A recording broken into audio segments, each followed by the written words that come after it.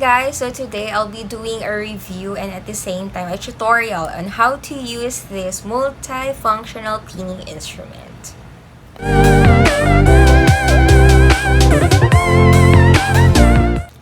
Okay, so just a recap from my unboxing vlog. So this product features the following.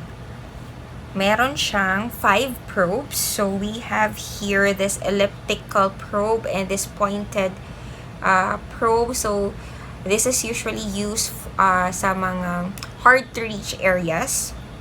So this one, itong dalawa. Oh no! This is the microdermabrasion head. So usually ginagamit ito siya sa elbows, knees, and then sa face. We also have here's the small round head. So for chin daw to and sa mouth area, hindi sa mouth area. And we also have this large round head. So ito is para to sa T-zone area and sa nose. And a part nito is we also have itong charging cable. So basically, this is used for charging. And itong mga cleaning extra. So we have rubber rings and cotton. So ito siya is nandito. Itong mga extra nito is ito ay ginagamit sa loob. So ito yung dalawang rubber ring. Then inside, meron pa itong another rubber ring na small, and then sa loob yung parang rubber, yung cotton. And of course, yung mismong multifunctional equipment. So, paano ba natin to siya i-on? So, what we will do is simply pindutin lang ito, short press. Ayan. So, naka-on na siya. So, etong product naman na ito is meron siyang 3 parang intensity sa pag-suction. So, etong first control is yung sa light, medium, and then yung very heavy na suction. So, short press lang hanggang sa mapunta ka sa desired mo na suction intensity. So, pagtapos ka na naggamit, i-off mo lang siya. Long press for 3 seconds. Yan. Off na. Okay? So, ngayon, tapos na tayo sa product. Doon naman tayo sa paggagamitan ng product. So, which is sa nose. So, as you can see, yung nose ko, ako kung may masiba kayo, not really that blessed pagdating sa nose na part. So, before kasi, nag-try na ako maggamit ng mga yung mga nose strips, but somehow hindi ako nasa-satisfy. And then, before then, nakapunta na din ako sa mga parang skincare center. So, meron silang service on Blackhead Removal. Medyo masakit din siya. Pero right now kasi, since close yung mga ganong centers, so, dapat, yung aso na, so, dapat, ngayon, sariling sikap muna tayo. Hence, bumili ako ng multifunctional cleaning instrument. Okay? So, before we start, meron muna tayong gagawing mga preparation. So, yung mismong product kasi, this is from Lazada. Wala siyang manual, but yung instructions niya is nakalagay dito sa likod. So, basically, ito na yun mismo ang instructions nila. Pero, maganda din talaga na you go through the reviews kasi yung mga reviews, doon mo makikita ano din yung mga pagkakamali ng mga naggamit ng product. So, ito yung mga preparations natin before we start using this product. So, number 1 is do not use scrub or other exfoliating products. So, for example, ngayon, ang ginamit ko yung facial wash lang ako.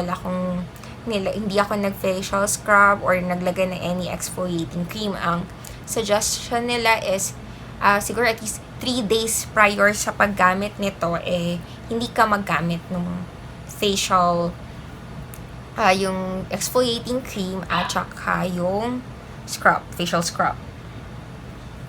Number 2 is, do not press the probe on your skin. So, kasi, ang yung aso.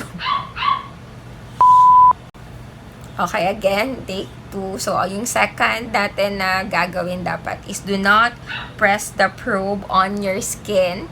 So,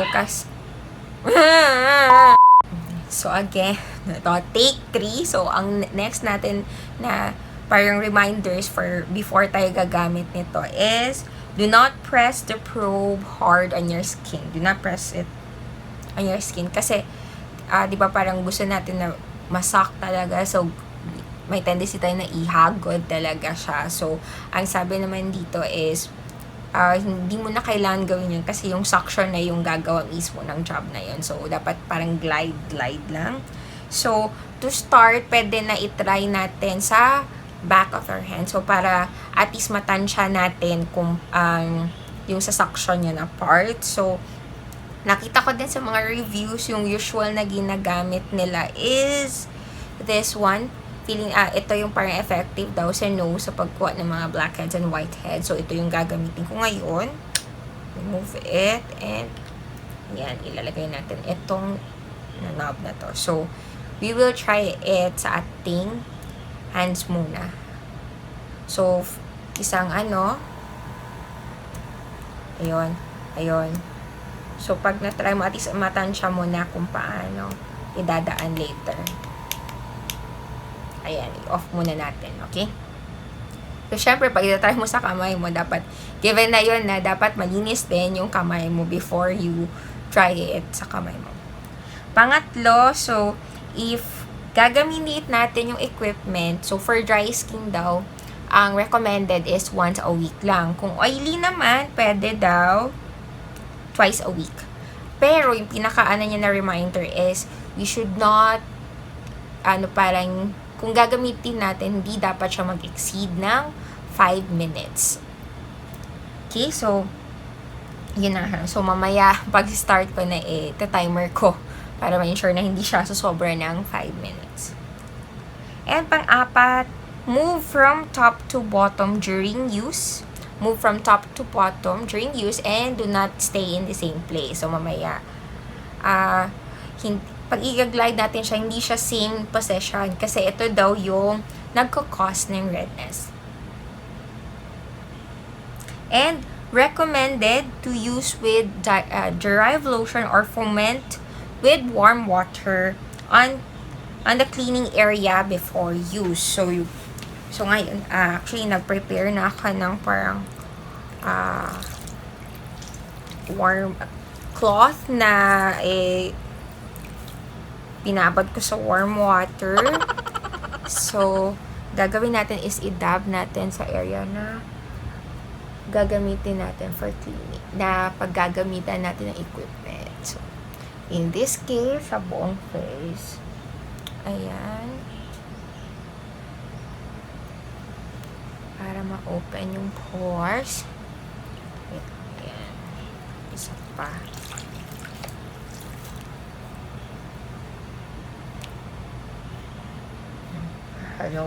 Focus ko kasi dito yung parang plano ko talaga gawin.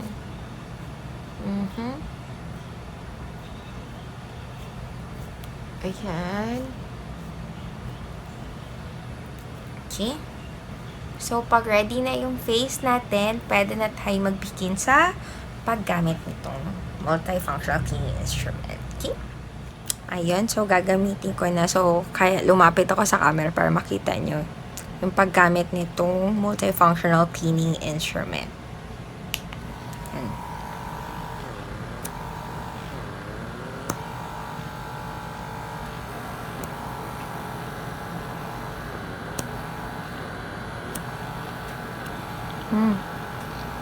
May part na masuction siya. Meron namang hindi.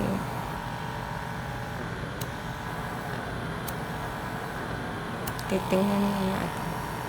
Parang wala man masyadong makuha. Matakot ako gamitin yung mataas na intensity.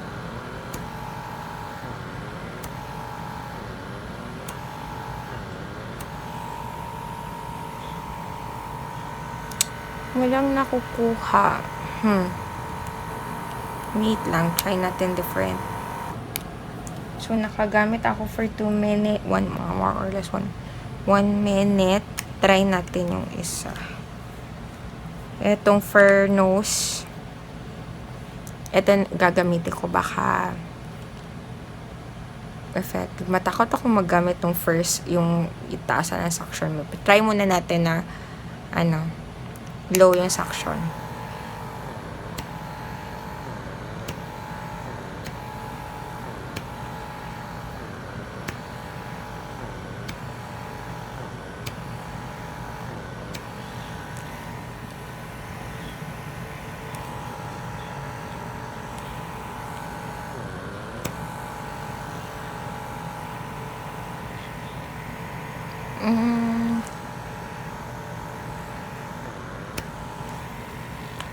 Wala pa din eh. Wait lang, try natin 2 ang intensity.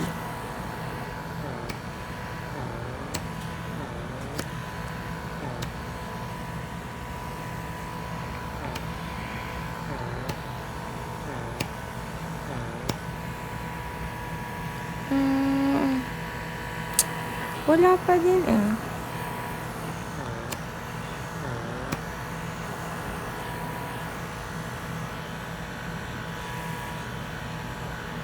Ay, no slide.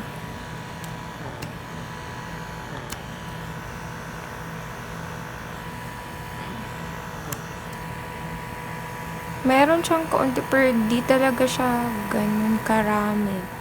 Okay, so ngayon gagamitin ko itong katong pointed na head, and yung intensity ng suction is yung sa max ang ginamit ko. Try ko to.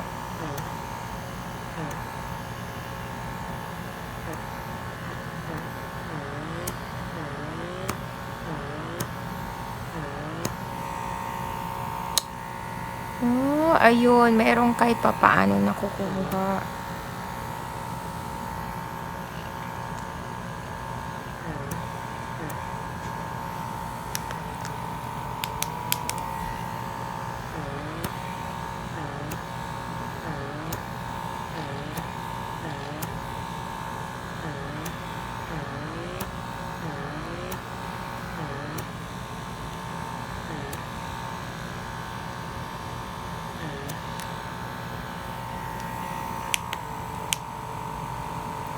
Ayun. Meron siya kaunti, pero hindi masyado klaro eh. So, I guess, parang kailangan mo talaga siya like yung gagamitin mo na intensity is yung sa highest na knob. Kasi, kung yung medyo yung nasa level 1 lang, parang wala masyadong nakukuha. Either wala masyadong nakukuha, hindi siya ganun ka-effective, or baka malinis naman yung aking skin. Ganun. So, but, pagdating sa, yung, yung medyo mataas na yung highest na intensity, so, may nakukuha na siya na dumi sa face.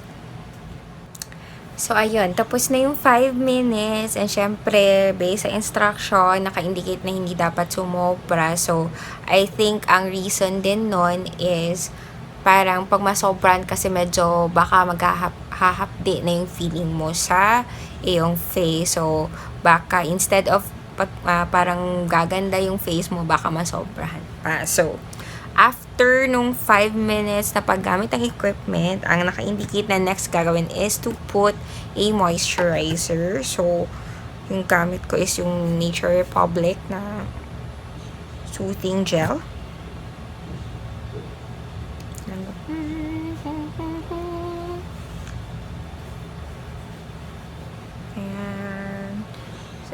Ang maganda talaga nitong Nature Republic na soothing gel is, for example, even pag kunwari nagsa-sunburn ako, masarap siya sa feeling, so hindi siya, tsaka pag itong ginagamit ko din, hindi ako nagkaka-pimples.